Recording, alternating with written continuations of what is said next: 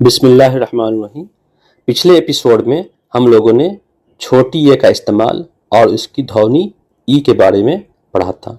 इस वीडियो में हम लोग बड़ी ए की दो ध्वनियाँ ए और ए का अल्फाज में इस्तेमाल सीखेंगे इंशाअल्लाह ताला। उर्दू अल्फ़ाबेट में बड़ी ए का जो स्थान है वह बिल्कुल आखिर में आता है और ये नंबर 37वां होता है। बड़ी ए की दो ध्वनि निकलती हैं, दोनों स्वर ही के रूप में होती है।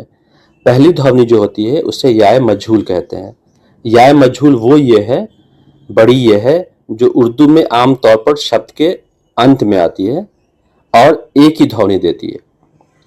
इसे मजहूल इसलिए कहते हैं क्योंकि इसकी आवाज़ खुलकर स्पष्ट ई जैसी नहीं होती। ये आवाज़ जो हम लोगों ने पिछले एपिसोड में देखा था, ये ई की ध्वनि नहीं निकालता है बल्कि ए की ध्वनि निकालता है। ये स्वर की ध्वनि है।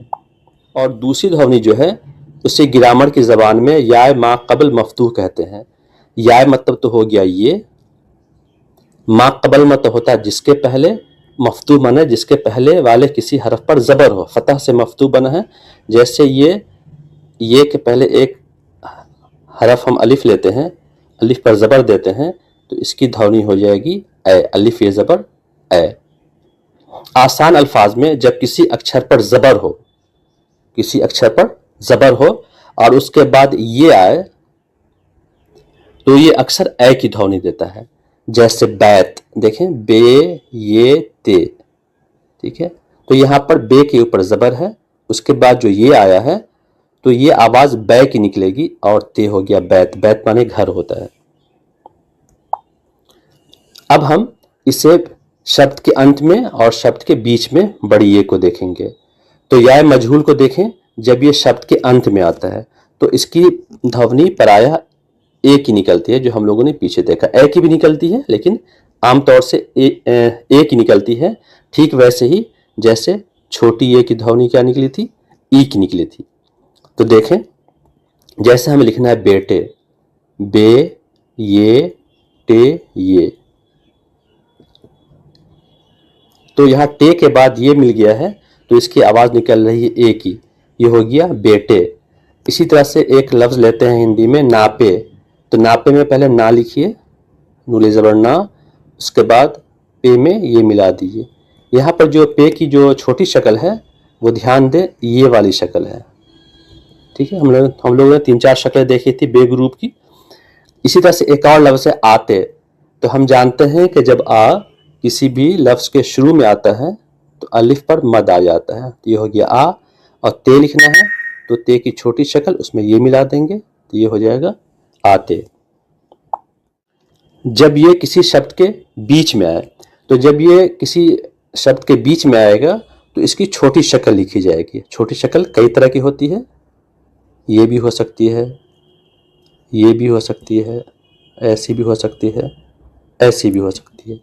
बहरहाल जैसा हमें लिखना है बेटी, तो बेटी में बे की आवाज़ जो है बीच में आ रही है, तो देखें बे ये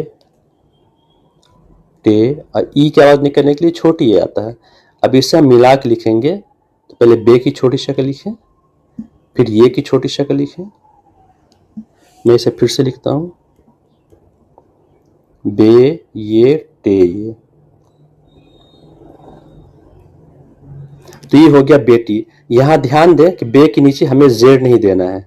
अगर बे के नीचे जेड दे देंगे तो बीटी हो जाएगा, जैसे हम लोगों ने पीछे देखा था कि छोटी ये जब बीच में आता है उसकी आवाज़ ई निकालने के लिए उसके पहले वाले हरफ के नीचे जेड दिया जाता है। तो ये सिंपली हमें मिला देना है और बे के नीचे किसी भी तरह का जेड लगाने की ज़रूरत नहीं है। इसी तरह से बेटा, तो बेटा भी वैसे लिखेंगे, बे ये टे अलिफ, तो बे ये टे तीनों जो है ये कनेक्टर्स हैं तो आपस में मिल जाएंगे। बे ये टे, इसी में अलिफ मिल जाएगा, बे के नीचे एक डॉट, ये एक बड़ी ये है, ये इसके नीचे 2 डॉट और टे का ये साइन होता है, हम लोग बहुत अच्छे से सीख चुके हैं। तो ये हो गया बेटा। जब ये किसी शब्द के बीच में आए, तो पीछे हमने देखा कि बीच में आने पे इसकी आवाज़ तो ए निकलती ही निकलती है, लेकिन जब बीच में आता है तो इसकी आवाज़ ए की भी निकलती है। लेकिन उसके लिए क्या करते हैं कि इसके ठीक पहले वाले हरफ पर हमें ज़बर देना होता है। ये याय माक़बल मफ्तू है, फतह वाला, ज़बर वाला।